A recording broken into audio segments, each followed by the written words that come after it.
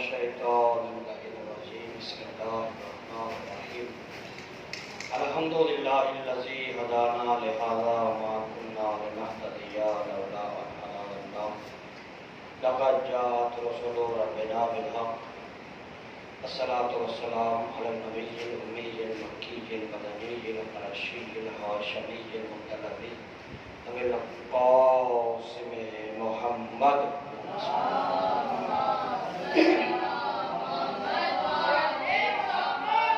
وعلى آل بیتہ الطیبین الطاہرین المعصومین المنتخبین المطیبین ولعنۃ الدائمۃ علی اعدائهم اجمعین من الآن إلی قیام یوم الدین اما بعد فقد قال رسول اللہ صلی اللہ علیہ وآلہ وسلم ان الحسین مصباح الہدی وسفینۃ النجات صلوات پر محمد وآلہ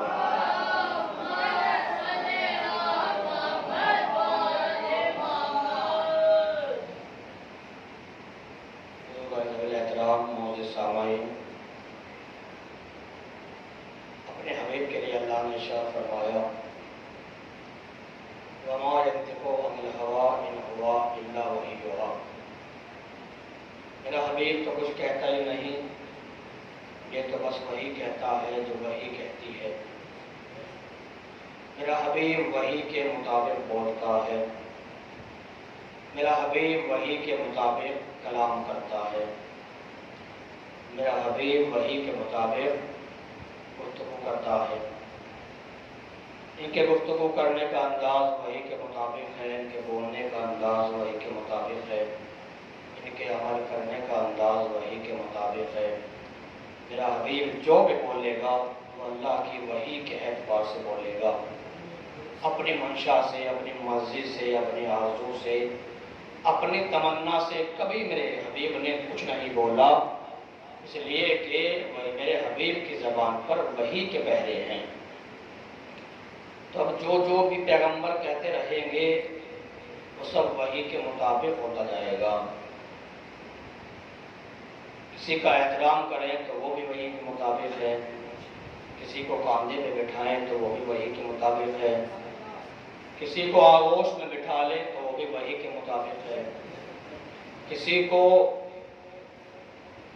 محبت کی نگاہ سے دیکھیں تو وہ بھی وحی کے مطابق، کسی کو کاندھوں پہ بٹھا لیں تو وہ بھی وحی کے مطابق، کوئی پشت پیغمبر پر نظر آ جائے تو وحی کے مطابق، کوئی دوش پیغمبر پر نظر آ جائے تو وحی کے مطابق، کسی کو ممبر پہ بٹھا دیں تو وحی کے مطابق، کسی کو ممبر سے اتار دیں تو وحی کے مطابق، کسی سے خوش ہو جائیں تو وہ بھی وحی کے مطابق، کسی سے ناراض ہو جائیں تو وہ بھی وحی کے مطابق ہے۔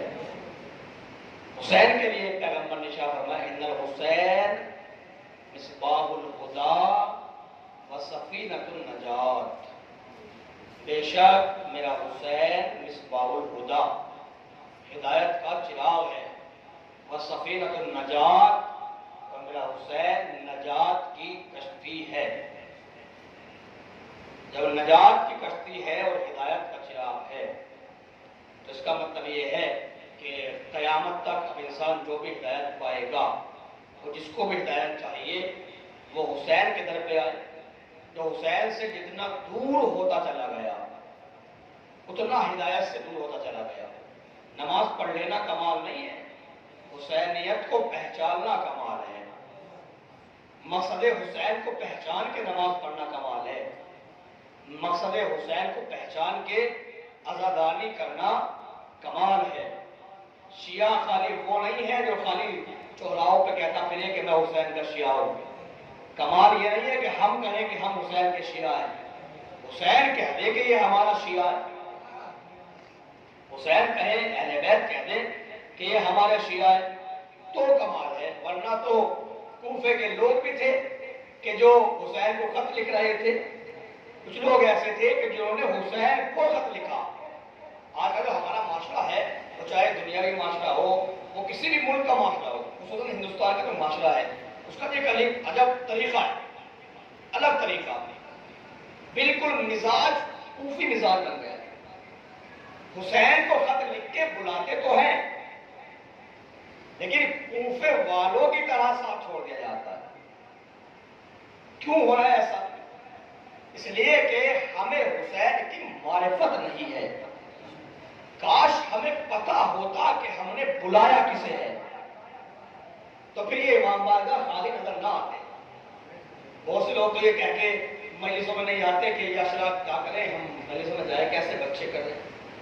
تو ایزان محترم ہو سکتا ہے کہ کبھی کبھی بچوں کی نیت بڑوں سے زیادہ پاک ہو.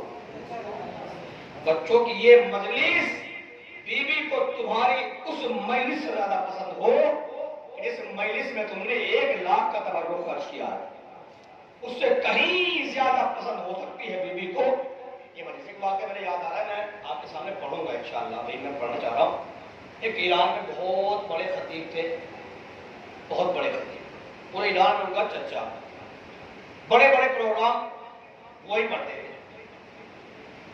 اگر خمینی کے گھر پہ مجلس پڑھ کے جیسے وہ نکلے، ایک چھوٹی سی معصوم سی بچی، انہوں نے آغا کی ابا کو پکڑ لیا. انہوں نے دیکھا بیٹا کیا بات ہے؟ کہا ایک ریکویسٹ ہے، ایک آپ سے درخواست ہے. کیا درخواست ہے بیٹے؟ کہا ہم نے ایک چھوٹی سی مجلس کا اہتمام کیا ہے، بچوں کی مجلس ہے، ہم بچے بیٹھے ہیں، اس کا ہم نے اہتمام کیا ہے، آپ ہماری مجلس کو خطاب فرما دیجیے. کہہ لگے بیٹا میرے وقت نہیں ہے اور مجھے تو جانا ہے فلاں پروگرام میں جو ہے مجھے جا کے مجلس پڑھنی ہے، اتنا مجمع میرا انتظار کر رہا ہے. کہتا میں بیٹے تمہاری مجلس نہیں پڑھ سکتا. جیسے ہی آغا نے جملہ کہا نا تو اس بچی کی آنکھوں میں آنسو آ گئے، بچی رونے لگی. کہا آغا عجیب بات ہے کہ ہم نے ایک مجلس سجائی، سیدہ کے لال کو ہم نے اپنے گھر بلایا اور آپ ہمارے اس چھوٹے سے پروگرام کو پڑھنے کے لیے تیار نہیں ہیں. کہ بچی کی آنکھ میں آنسو آئے نا تو آغا کا دل پسیج گیا. جب دل پسیج گیا کہنے بیٹا ٹھیک ہے میں آپ کے ساتھ چلتا ہوں، تو زیادہ دیر میں آپ کی مجلس نہیں پڑھ سکتا، بس صرف 10 منٹ یا 15 منٹ میں مجلس پڑھوں گا، اس کے علاوہ میں نہیں پڑھ سکتا، میرے پاس وقت نہیں ہے، لہٰذا میں چلا جاؤں گا. ان کا آغا کوئی بات نہیں، آپ 10 منٹ پڑھ دیجیے، آپ ایک بار آ تو جائیے. اچھا یہ جو ہے آپ نے دیکھا بھی ہوگا کہ جو بڑے بڑے خطیب ہوتے ہیں نا، بڑے بڑے خطیبوں کی فیسوں پہ نہ جائیے، ان کے بیک گراؤنڈ دیکھیے گا، ان کے اندر علائیت کتنی آ جاتی ہے، اور جو فرمائیے گا پھر کیا کنڈیشن ہے. کہا کہ بیٹے میں چلوں گا. گئے، بچوں نے اینٹوں کا منبر سجایا تھا. آپ نے دیکھا تو ہوگا اپنے وطن میں، اپنے بستی میں، اپنے گاؤں میں کہ جب بچے مجلس کرتے کبھی کبھی ایسا ہوتا ہے کہ چھوٹی چھوٹی اینٹوں کا منبر سجا لیتے ہیں. تو بچوں نے اینٹوں کا منبر سجایا تھا، وہ آغا اینٹوں پہ آ کے بیٹھ گئے. 4 یا 5 بچے مشکل سے مجلس میں رہے. 10 منٹ فضائل پڑھے اور 5 منٹ مسائل پڑھے آغا نے. اور آغا مسائل پڑھ کے چلنے لگے. بچی نے کہا آغا ہم آپ کو جانے نہیں دیں گے. تو پھر کہا ہم نے چائے بنائی ہے تبرک کے لیے، رضاداروں کے لیے ہم نے چائے بنائی ہے، یہ چائے پی کے آپ جائیے. میں نے جلدی لے کے آؤ. بچے جو ہے چائے لے کے آئے اور چائے ٹھنڈی تھی، پتہ نہیں بچوں نے کب بنائی ہوگی، جو فرمائیے گا چائے ٹھنڈی تھی. آغا نے دیکھا کہ آغا کو ناگوار گزری کہ ٹھنڈی چائے پیے تو بندہ کیسے پیے. بچوں کی نگاہ بچتے ہی آغا نے وہ چائے ایک طرف بڑھا دی اور چلے گئے. پورے دن مجلس خطاب کی اور آخری وقت تک، رات کے آخری وقت تک مجلس پڑھتے رہے. اس دن پورے دن آغا مجلس میں بزی رہے. آگے یہ حسین کا ذاکر آگے تھک کے سو گیا. جب بستر استراحت پہ لیٹے تو کائنات کی ملکہ جناب سیدہ خام میں آ گئی.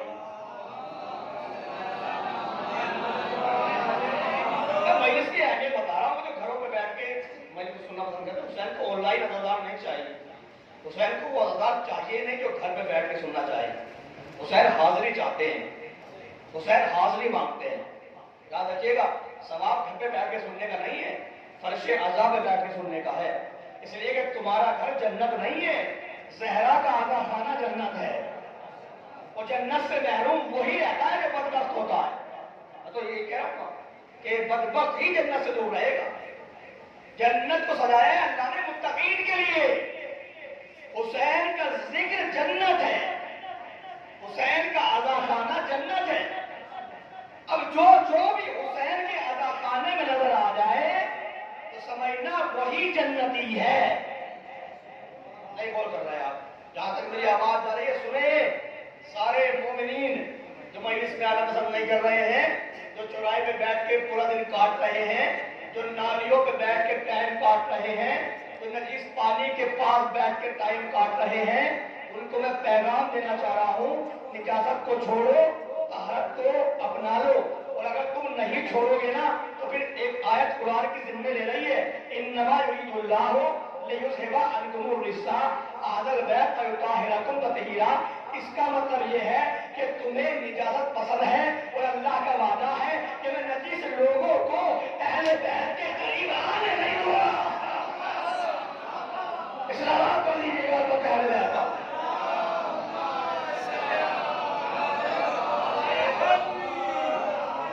नजीस खाली जिस्म का तो नहीं है, इंसान जहन का नजीस भी हो सकता है, दिल का नजीस भी हो सकता है, हाथों का नजीस भी हो सकता है, सोच का नजीस भी हो सकता है, निगाह का नजीस भी हो सकता है। तो जो फर्श अल्लाह से दूर है तो इस आयत के अकॉर्डिंग समझ लीजिएगा कि ये तहारत की बज़म है और तहारत से दूर वही रहता है जो निजात का पैकर हो। समझ फरमाइएगा कि हम तो नजीस से हम जाएंगे नहीं। तुम बैठे ही जब नालियों पे हो, तुम्हें सहरा गवारा कैसे कर दे? जो जिक्र को छोड़ देना, तो फरमाइएगा हुसैन को छोड़ने के लिए यजीद चाहिए, यजीद जैसा कलेजा। और जो फरमाइएगा जिक्र हुसैन को छोड़ने के लिए यजीद जैसा कलेजा चाहिए जो कयामत तक की लानत बर्दाश्त करने के लिए तैयार हो। पढ़ दीजिए मत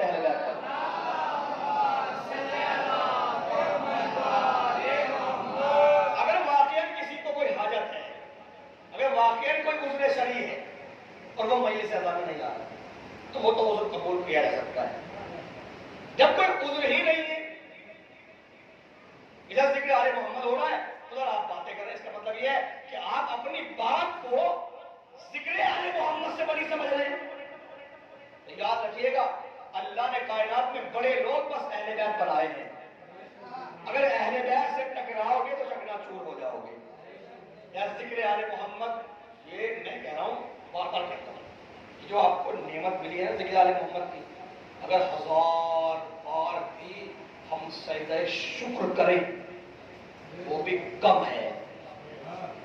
और जो फरमाइए जो मोहब्बत अहले बैत हमें अल्लाह ने अता की है, बहुत बड़ा देने जा रहा हूं, मैंने कल ही किताबें पढ़ रहा था मैं, जो मोहब्बत अहले बैत अल्लाह ने हमें अता की है, अगर हम 100 बार भी सजदा शुक्र रोजाना करें तो ये भी कम है। इसलिए कि पैगंबर ने एक दिन मौलाए कायनात से फरमाया, या अली आपको एक खुशखबरी न दे दूं जिससे आप खुश हो जाए, जिससे आपका दिल ठंडा हो जाए? रसूलुल्लाह बताइए, रूही व अरवाहुना लकल फिदा, ऐ रसूलुल्लाह आप पर मेरी जान और मेरी रूह फिदा हो जाए। बताइए वो खुशखबरी क्या है? या अली अंता शियतों का हुमुल फाइजून, ऐ अली आप और आपके शिया कामयाब हैं। और फिर एक जुमला कहा, या अली सबसे बड़ी खुशखबरी आपके लिए ये है कि दुनिया के लोगों को उनकी माँ के नाम से रोज़े क़यामत बुलाया जाएगा और तेरे चाहने वालों को उनके बापों के नाम से बुलाया जाएगा। फरमाइएगा माँ के नाम से अगर बुलाया जाए तो बेइज्जती है, और अगर बाप के नाम से बुलाया जाए तो इज्जत है।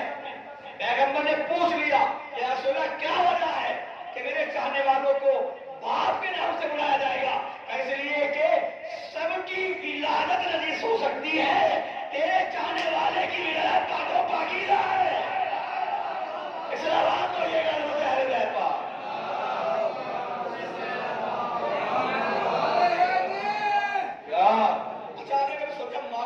बुला रहे हैं फला औरत के बेटे, ऐसे आवाज आई कयामत में, ऐ फला औरत के बेटे आ गया था। लेकिन मौला ने क्या कहा?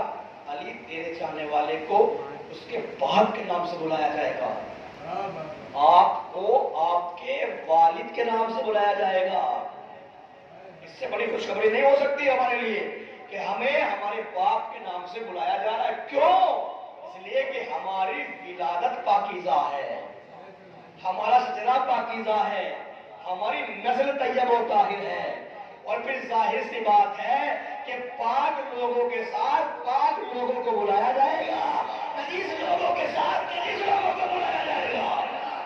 اسلام کریے گا اللہ تعالیٰ آپ کا۔ وہ باتیں واقعہ مکمل کر دوں میں، مجھے 20 منٹ پڑھنا ہے، زیادہ میں پڑھنا بھی نہیں چاہ رہا۔ واجب فرمائیے، وہ تبرک کی جو چائے تھی آغا نے، یہ سیدہ خواب میں آ گئی، کائنات کی ملکہ بیوی، عزت جس کے صدقے میں پیدا ہوئی ہو، عزت جس کے صدقے میں خلق ہوئی ہو، وہ خواب میں آ گئی۔ تو احترام میں عالم خواب یہ بیان کر رہے کہ میں احترام میں بیوی کے کھڑا ہو گیا۔ بیوی نے کہا بیٹھ جا کے، مجھے تو بڑا پیارا ہے، لیکن ایک بات سن، آج کتنی مجلسیں پڑھی تم نے؟ کبھی بھی آج تو میں نے 10 جنے 20 مجلسیں اور بڑے بڑے پروگرام، اور فلاں مجلس میں اتنا مجمع تھا اور فلاں مجلس میں اتنا مجمع تھا۔ ہمیں تو کہتے ہیں سکھلے والے محمد نے مجمع تلاش نہ کرو، جو آ جائے بس وہی سچے ہیں، جو آ جائے بس وہی پیارے۔ مجمع سے کوئی جنگ میں کاغذی افراد سے کیا ہوتا ہے، ہمتیں لڑتی ہے تعداد سے کیا ہوتا ہے۔ کربلا میں حسین نے لشکر نہیں دیکھا، حسین کے ساتھ 72 تھے، آج بھی زندہ ہیں۔ یزید کے ساتھ لاکھوں تھے، کوئی نام لینے والا نہیں ہے۔ کثرت تو دیکھیے گا، کثرت کہاں ہے؟ یہ دیکھنا حسین کس کے ساتھ ہے، اس کے ساتھ حسین ہے، وہ پاکیزہ ہے، وہ اللہ کی نگاہ میں بہت بلند ہے۔ وہ فلاں مجلس میں اتنا مجمع تھا اور فلاں مجلس میں اتنا مجمع تھا اور فلاں مجلس میں اتنا مجمع تھا، 10-15 مجلسیں وہ گنوائی جس میں بڑا بڑا مجمع تھا۔ وہ جو بچوں کی مجلس پڑھی تھی نا ذاکر نے، وہ اس کے ذہن میں بھی نہیں۔ بیوی نے کہا لے تو نے 10 یا 11 مجلسیں آج پورے دن میں پڑھی، مجھے تیری 10 یا 11 مجلسوں میں سے ایک مجلس قبول ہے، بس پورے دن میں جو مجلسیں پڑھی ہیں ایک مجلس میں نے قبول کی ہے۔ قبول نے گنوانا شروع کیا، وہ مجلس جس میں اتنا مجمع تھا کہ نہیں، وہ مجلس جو آگے خمینی کے گھر پڑھی تھی کہ نہیں، وہ مجلس جو فلاں اللہ کے گھر پڑھی تھی کہ نہیں، وہ مجلس جو حرم میں پڑھی تھی کہ نہیں۔ پھر بیوی آپ نے میری کون سی مجلس قبول کی؟ کہ وہ جو تم نے میرے بچوں میں مجلس پڑھی تھی۔ آئے توجہ فرمائیے گا، وہ جو تم نے میرے بچوں میں بیٹھ کے مجلس پڑھی تھی، بس وہی قبول کی ہے۔ اور بیوی نے کہا تجھ سے مجھے شکوہ ہے، تجھ سے مجھے گلہ ہے۔ اس نے کہا بیوی گلہ کیا ہے، شکوہ کیا ہے؟ شکوہ یہ ہے تو یہ بتا، جب میرے بچوں نے تجھے چائے پیش کی تو تو نے وہ چائے پھینک کیوں دی؟ تو نے وہ چائے پھینکی کیوں؟ بہت سے لوگ ہوتے ہیں، قسم خدا کہ میں کہہ رہا ہوں، دل کی بات کہہ رہا ہوں منبر سے، جو تبرک کا احترام نہیں کرتے، جو تبرک پھینک کے چلے جاتے ہیں۔ تبرک کوشش کرو کہ 1000 تبرک بھی ہو، تبرک لو، اس لیے کہ آپ کو یزید کے نام پہ نہیں دیا جا رہا، حسین کے نام پہ دیا جا رہا ہے۔ جو فرمائیے گا لو تبرک، اس کی بے حرمتی نہ کرو، اسے پھینکو نہ، کوشش کرو کہ اس کا احترام کیا جائے، اس لیے کہ ذکر حسین پہ ملنے والا تبرک ہے، اور جو نام حسین پہ چیز مل جائے وہ جنتی غذا ہے۔ جو فرمائیے گا جنت سے اٹھ کے جا رہے ہیں، فرش اعلیٰ جنت ہے، جب فرش اعلیٰ جنت ہے تو پھر امام بارگاہ سے باہر دروازے پہ تبرک بانٹنے والا تبرک بانٹ رہا ہے نا، تو یہ سمجھیے گا کہ آپ اب جنت سے باہر نکل کے جا رہے ہیں، اور جب جنت سے باہر نکل کے جا رہے ہیں تو آپ کو جو تبرک دیا جا رہا ہے وہ جنت کا رزق دیا جا رہا ہے، تو اس تبرک کا احترام کیا جائے۔ توجہ فرمائیے گا، تو یہ بتا کہ تو نے وہ چائے پھینک لی، لیکن چائے پھینکتا نہ تو کیا کرتا، چائے ٹھنڈی اتنی زیادہ ہو گئی تھی، مجھ سے وہ چائے پی نہیں گئی، اور تجھے وہ چائے ٹھنڈی لگی، تجھے پتا ہے وہ چائے کہاں سے آئی تھی، یہ بھی کہاں سے آئی تھی، کہ وہ زہرا نے اپنے ہاتھ سے بنائی تھی۔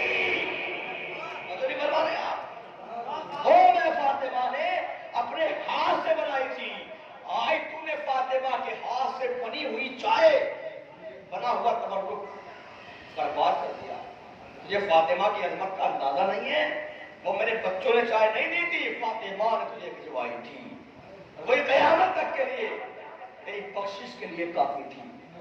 تو خدا را جہاں تک میری آواز آ رہی ہے، مجلس کوئی چھوٹی بڑی نہیں ہوتی، ساری مجلسیں بڑی ہوتی ہیں، اس لیے کہ اس میں کسی چھوٹے کا ذکر نہیں کیا جاتا، کائنات کے سب سے بڑوں کا تذکرہ کیا جاتا ہے. کوشش کرو ٹائم نکالو کہ ہمیں تو ٹائم نہیں ہے، ہم تو فلاں جگہ جاتے ہیں، ہم تو فلاں جگہ جاتے ہیں. 10 گھنٹے کھڑے ہو کے بات تو کرتے ہو چوراہے پہ، وہاں تو تمہارا ٹائم کہیں نہیں جاتا، وہاں تو تم لوگ اپنے ٹائم کی پرواہ نہیں کرتے. یہ فرض ازائی کے ٹائم کی پرواہ کیوں کر رہے ہیں؟ اس لیے کہ ہم نے حسین کو سمجھا نہیں، ہم نے حسین کی معرفت حاصل کی نہیں. کاش ہم حسین کی معرفت حاصل کر لیتے تو جس ٹائم بھی مجلس ہوتی ہم اسی ٹائم اپنے گھر کو بستر کو چھوڑ کے فرش اعضاء پہ آ جاتے. میں بڑی روایتیں پڑھ دوں گا آپ کے سامنے اسی حوالے سے، فرش اعضاء کے حوالے سے، کہ کیا دیا ہمیں فرش اعضاء نے. کوئی یہ نہ سمجھے، سننا دیجیے گا، کوئی یہ نہ سمجھے کہ فرش اعضاء ہماری وجہ سے ہے، ہم آئیں گے تو فرش اعضاء بچھے گا. 4 آدمی بیٹھے تھے، مجلس شروع ہوئی تھی، محمد علی 4 آدمیوں میں ان میں بیٹھا ہے، تو یاد رکھیے گا کہ تمہاری وجہ سے فرش اعضاء نہیں ہے، تم فرش اعضاء کی وجہ سے زندہ ہو. اس لیے بات کریے گا لوگ اہل بیت کا.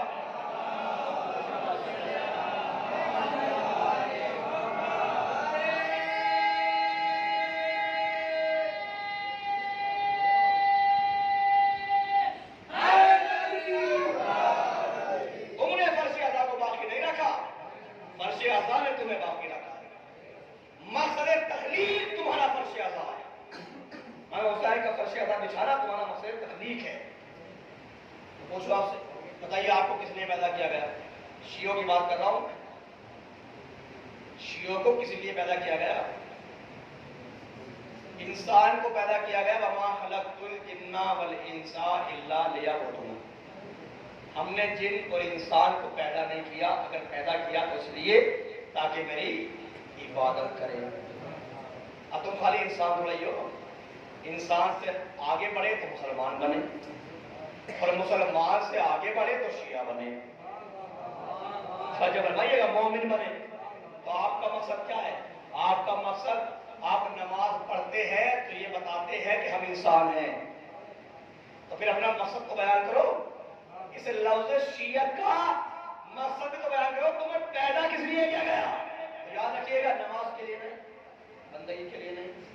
انسان کو پیدا کیا گیا بندگی کے لیے، عبادت کے لیے. تو آپ نماز پڑھ کے ثابت کرتے ہو کہ ہم انسان ہیں، فرش اعضاء پہ آ کے ثابت کرو کہ ہم شیعہ ہیں. ورنہ جو فرش اعضاء پہ نہیں آ رہا ہے، جو حسین کے ذکر میں نہیں آ رہا ہے، وہ اپنے مقصد کو کھو بیٹھا ہے، کھو بیٹھا ہے. اور یاد رکھیے گا، جو اپنے مقصد پہ کام نہ کرے، کچھ بھی ہو جائے، وہ شیعہ نہیں ہو سکتا. سمجھو حسین نے ہمیں کیا دیا. ان الحسین مصباح الہدی وسفینۃ النجات.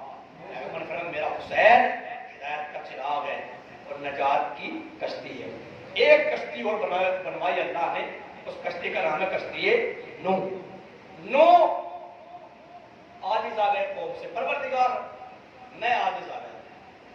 جب جناب نوح تبلیغ کرتے تھے تو امت اتنے پتھر مارتی تھی، تاریخ نے یہ لکھا، تفسیروں نے بھی یہ لکھا کہ نوح کے جسم پر اتنے پتھر مارتی تھی امت کہ نوح پتھر میں دب جاتے تھے. پتھر اوپر، نوح نیچے. توجہ فرمائیے گا، اللہ فرشتے کو حکم دیتا تھا، جاؤ میرے نوح کو پتھروں کے اندر سے نکالو اور اس کے اوپر پر پھیرو تاکہ اسے شفا ہو جائے. توجہ فرمائیے گا، تاکہ اسے شفا ہو جائے. فرشتہ آتا تھا، پتھروں کے اندر سے نکالتا تھا جناب کو، پر پھیرتا تھا اور شفا ہو جاتی تھی. سمجھو حسین کو حسین کون ہے، سمجھو حسین کی ذات کو حسین کیا ہے، سمجھو حسین کی منزلت کو کہ حسین کی شخصیت کا نام ہے. جب نبی زخمی ہوتا ہے تو فرشتہ شفا دیتا ہے، جب فرشتہ زخمی ہوتا ہے تو حسین شفا دیتا ہے. اس طرح آپ پڑھیے گا لوگ اہل بیت. پہچانیے حسین، سمجھیے حسین کہ حسین کی ذات کیا ہے، حسین کی شخصیت کیا ہے. جناب انہوں نے فرما دیا، میں تو اب ان سے عاجز آ گئے ہوں، ان پہ عذاب نازل کر دیں. تھکن تو نہیں ہو رہی؟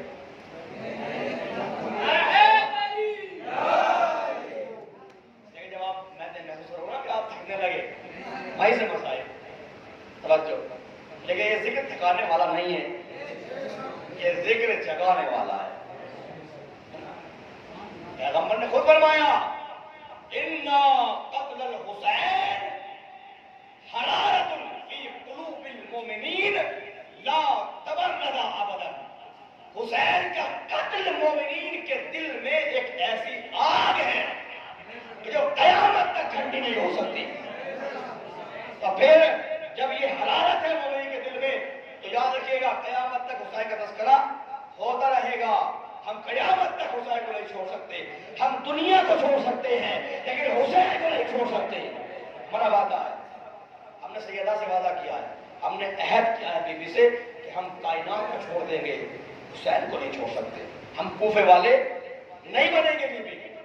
जब इन्होंने परवरदिगार अज़ाब नाज़िल कर दिया, अज़ाब तो नहीं आया, खजूरें आ गई। जब इन्होंने कहा परवरदिगार अज़ाब मांगा था खजूरें, खजूरें खाओ।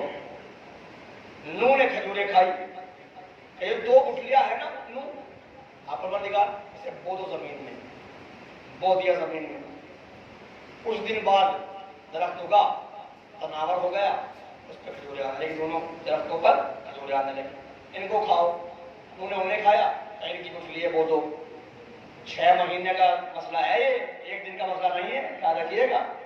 गुठली है कोई, उसका दरख्त उगे, करके फल तोड़ लो, खाओ, वो दो। एक बाग तैयार हो गया। अल्लाह ने कहा नो, अब बाग तैयार हो गया ना खजूरों का। हाँ परवरदिगार, अब इन सारे पेड़ों को काट लो। नूह ने सारे पेड़ों को काट लिया। जाओ पूछो माहिरीन से, वो बताएंगे आपको कि खजूर की लकड़ी में तैरने की सलाहियत नहीं होती। खजूर की लकड़ी में तैरने की सलाहियत नहीं होती, लेकिन अल्लाह ने खजूर के दरख्त से तख्ते बनवाए, उसी से कश्ती बनवाई और उसी को पानी पर तिलवाया। ये था अल्लाह का मौजज़ा। परवरदिगार तूने ये क्या किया? उसके बाद अल्लाह ने खजूर के दरख्त से तैरने की सलाहियत को छीन लिया। परवरदिगार ये बता दे कि तूने खजूर की लकड़ी से तैरने की सलाहियत को क्यों छीन लिया? असल में वजह ये है कि अब मुझे निजात कश्ती नूह के जरिए नहीं दिलवानी है, इसलिए कि मैं मौलिकीन की नीयतों को जानता हूँ। वो भी नूह जैसी कश्ती बना के ये कह देते कि हमारी कश्ती भी नूह की कश्ती है, हमारी कश्ती भी कश्ती निजात है। यानी मैंने आज के बाद खजूर की लकड़ी से तैरने की सलाहियत को छीन लिया। परवरदिगार कुछ ही ना, इसलिए कि आज तक की निजात नूह की कश्ती के जरिए है, क़यामत तक की निजात हुसैन के जरिए है। इस अलावा पढ़िएगा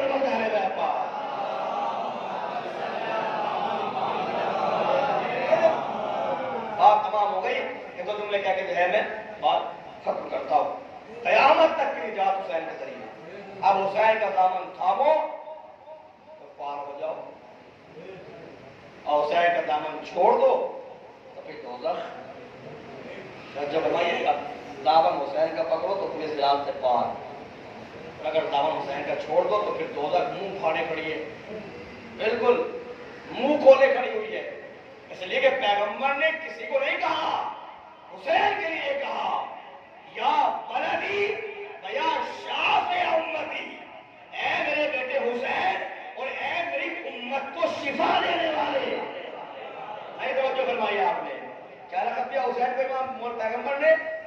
या बलदी व या शाफ़े उम्मती, ऐ मेरे बेटे और ऐ मेरी उम्मत को शिफा देने वाले।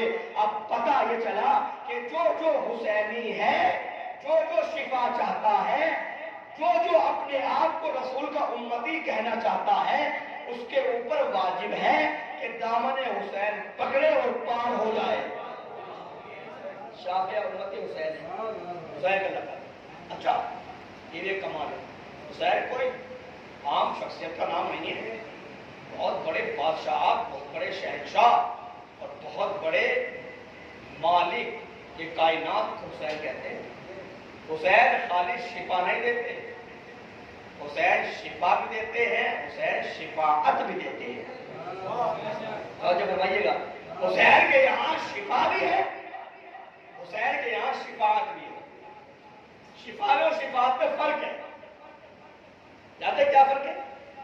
شفا دی جاتی ہے مریض کو، شفاعت دی جاتی ہے گناہگار کو۔ توجہ فرما رہے ہیں؟ شفا میں اور شفاعت میں فرق یہ ہے کہ شفا دی جائے گی مریض کو اور شفاعت دی جائے گی گناہگار کو۔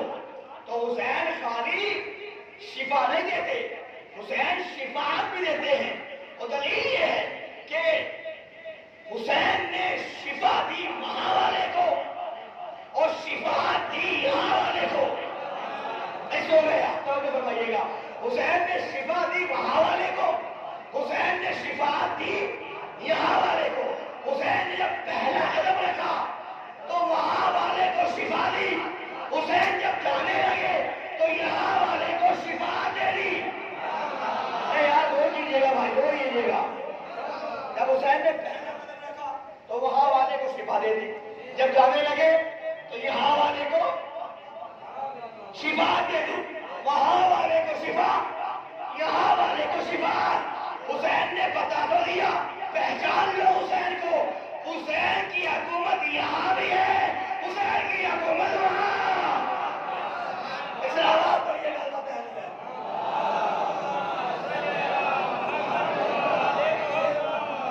اچھا آخری بات ہے کہ بات تمام کرتا ہوں۔ حسین نے وہاں والے کو شفا دی اور یہاں والے کو شفاعت۔ جانتے ہیں یہاں والے کو کیا درجہ دیا؟ گناہگار تھا اور اپنی ماں کا رومال باندھ کے علیہ السلام بنا دیا۔ جب میں نے پوچھا امام سے، مولا کہ آپ نے ہر کی پیشانی پر رومال کیوں باندھ دیا؟ تو علماء سے میں نے پوچھا تو علماء نے بتایا کہ وہ ہر کی پیشانی پہ تیر لگا تھا اور خون رکنے کا نام ہی نہیں لے رہا تھا۔ تو حسین جب ہر کے پاس پہنچے تو ہر کی پیشانی پہ رومال باندھ دیا اور وہ خون رک گیا۔ میں نے علماء سے پوچھا کہ حسین کا اعجاز تو ظاہر سی بات ہے موزے والے ہیں حسین، اگر حسین ہر کے پیشانی پہ ہاتھ بھی رکھ دیتے تو بھی خون رک جاتا، یہ رومال کیوں باندھا؟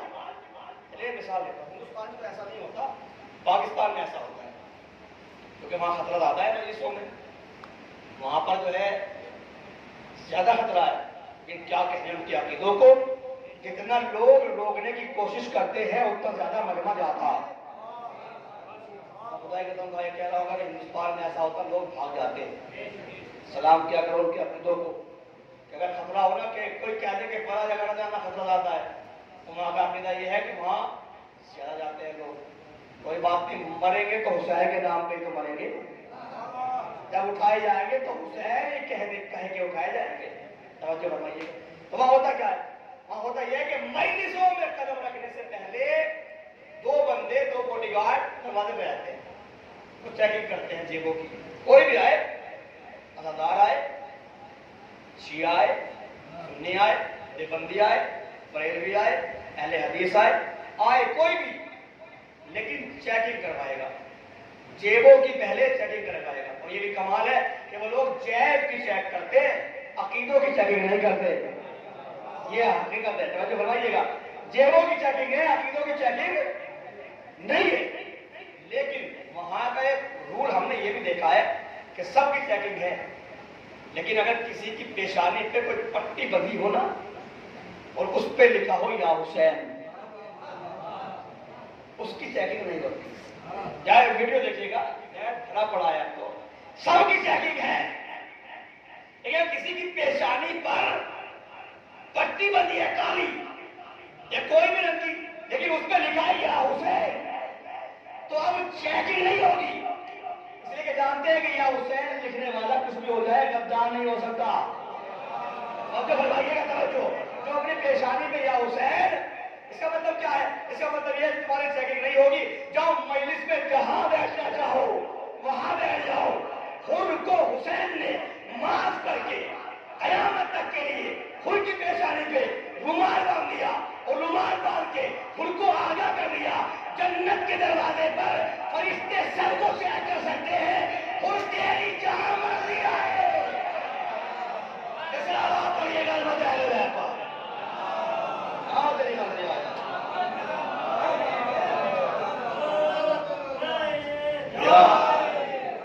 جہاں تیری مرضی آئے جنت میں چلا جا، اور قیامت تک کے لیے ان کو علیہ السلام قیامت تک کے لیے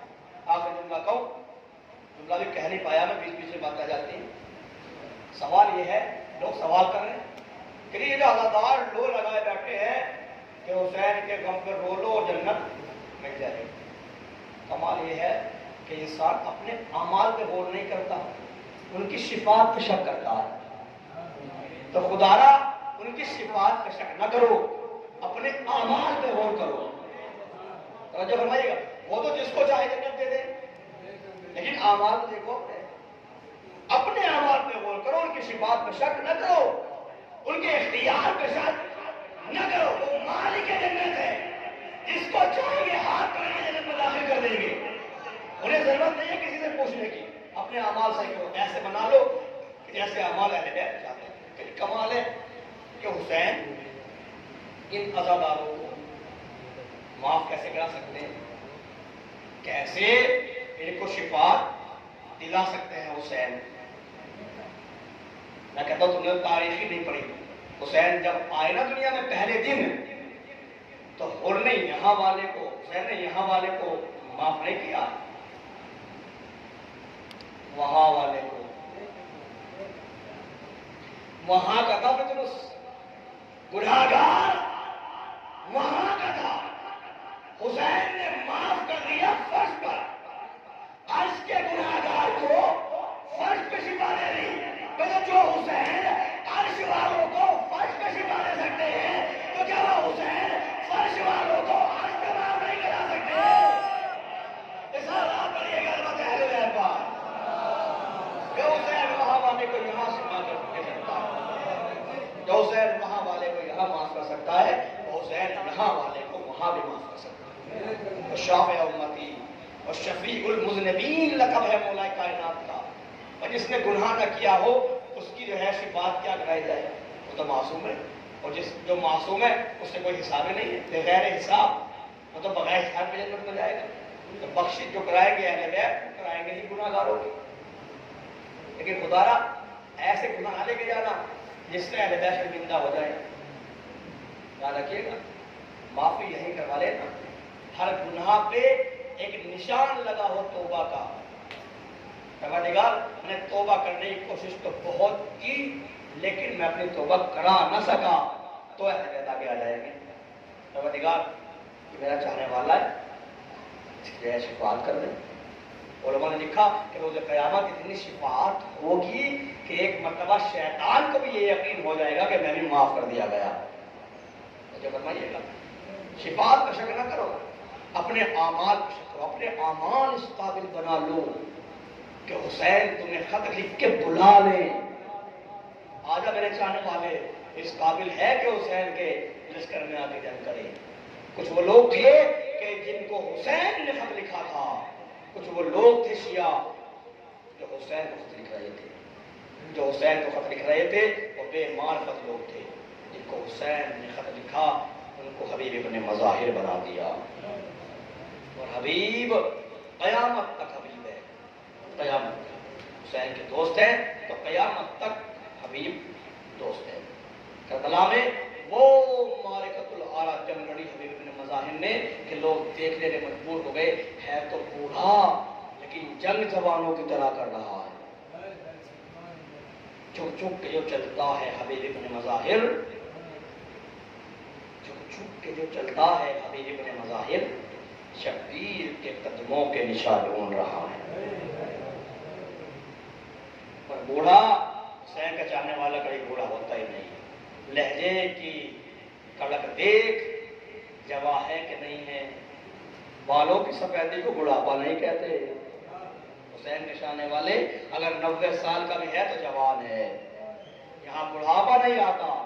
حبیب ابن مظاہر نے جب جنگ لڑی ہے تو کمر میں صافہ باندھ کے اور پیشانے پہ رومال باندھ کے اپنی ساری سلوٹوں کو ایک کپڑے کے اندر لے کے حبیب ایک جوان کی طرح میدان میں گئے، بتا دیا کہ حسین کی محبت انسان کو بوڑھا نہیں ہونے دیتی۔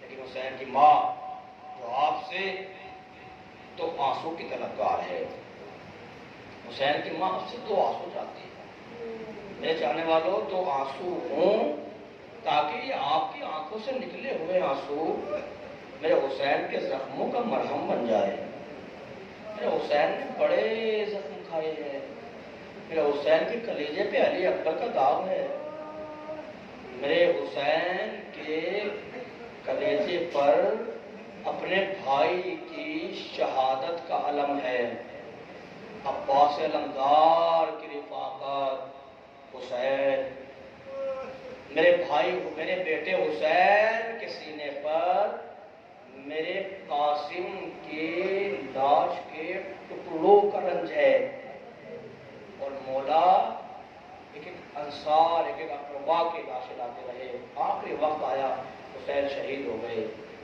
شام غریبہ حسین کے خیام میں آگ لگا دی گئی، تاریخ کہتی ہے کہ سارے خیام میں حسین جلا دیے گئے، عصمت و طہارت والی بیویاں ان کے سروں سے چادریں لوٹ لی گئی، ان کے سروں سے چادریں چھین لی گئی، سارا اسباب لوٹ لیا گیا، سکینہ کے کانوں سے گوشوارے چھین لیے گئے، اور شمر ملعون نے نیزے کی علی سے بی بی سکینہ کے کانوں سے گوشوارے نوچے ہیں، سکینہ کے کان زخمی ہو گئے، اور خالی کان سے گوشوارے نوچے نہیں بلکہ بی بی کے گالوں پہ تماچے بھی لگائے، ہر تماچے پہ سکینہ کہتی تھی چچا عباس آکے دیکھو، سکینہ کے گالوں پہ تماچے لگائے جا رہے ہیں، اے بابا یہ وہ رخسار ہے کہ جن کا آپ بوسہ لیتے تھے، اے بابا شمر نے میرے گالوں پہ تماچے لگائے، ہمارا سلام اس مظلومہ پر کہ جس کے گالوں کا رنگ مسلسل بدلتا رہا، تاریخ کہتی ہے کہ سکینہ کو کہیں بھی چین نہ لینے دیا، سکینہ کو تماچے لگاتے رہے، تاریخ کہتی ہے کہ قافلے کو قید کر کے گنج شہیدہ سے گزارا گیا، ارے اس جگہ سے گزارا گیا جہاں پہ شہداء کے لاشیں پڑے تھے، ارے بیویوں کا دل بھرایا، زینب نے کہا میرے ماں جائے، ارے مجھے معاف کر دینا، تاریخ کہتی ہے کہ قافلہ چلتا رہا، چلتے چلتے ایک مرتبہ وہ سر وہ نیزہ کہ جس پہ سر امام حسین تھا خولی کے ہاتھ سے چھٹا اور زمین میں آ کے نصب ہو گیا، بہت کوشش کی اشقیاء نے کہ اس نیزے کو زمین سے نکال لیا جائے لیکن زمین سے نہ نکال سکے، جب نہ نکال سکے نا تو لوہے کا تازیانہ لہراتا ہوا شمر ملعون سید سجاد کے قریب آیا، آنے کے بعد کہا سجاد ارے اپنے بابا سے پوچھ کہ تیرے بابا کا سر آگے کیوں نہیں بڑھتا، اگر یہ سر آگے نہ بڑھا تو میں تیری پشت پہ تازیانے ماروں گا، ارے سجاد بابا کے قریب آئے، بابا سجاد کے اندر وہ طاقت نہیں ہے کہ شمر کے تازیانے کھائے، اے بابا آپ کا سر آگے کیوں نہیں بڑھتا، سر حسین سے آواز آئی سجاد ارے میرے سینے پہ سونے والی سکینہ راستے میں کہیں گر گئی ہے، جب تک سکینہ نہیں آئے گی میرا سر آگے نہیں بڑھے گا، تاریخ کہتی ہے دونوں بہنیں زینب ام کلثوم ارے سکینہ کو تلاش کرنے لگی، چلتے چلتے دیکھا کہ ایک نقاب پوش بی بی ہے جس کی آغوش میں سکینہ بیٹھی ہے، بی بی قریب گئی اور کہے بی بی ارے تمہارا بڑا شکریہ، ارے آپ اس بچے کو بڑا پیار کر رہی ہے، اس بچے کو جس نے دیکھا تماچے مارے ہیں، اے بی بی ہمارے پاس کچھ نہیں ہے، اگر ہوتا تو ہم آپ کو دیتے لیکن ہم وعدہ کرتے ہیں کہ ہماری اماں ارے شعبہ محشر ہے، ہم اپنی اماں سے آپ کی شفاعت کرائیں گے، اے بی بی اپنا نام تو بتاؤ، ارے سیدہ سے رہا نہ گیا، نقاب کو الٹا، اے میری بچی زینب تو نے اپنی اماں کو نہ پہچانا، پہچان میں تیری ماں، توڑ کے زینب نے پڑ گئی، اے اماں میرا حسین مارا گیا، میرے اکبر کے سینے میں بچی لگی، میری قاسم کی لاش کے ٹکڑے گھوڑوں کی ٹاپوں سے پامال، نظم بے قضاء تسلیما لامر انا للہ و انا الیہ راجعون، ماتم حسین۔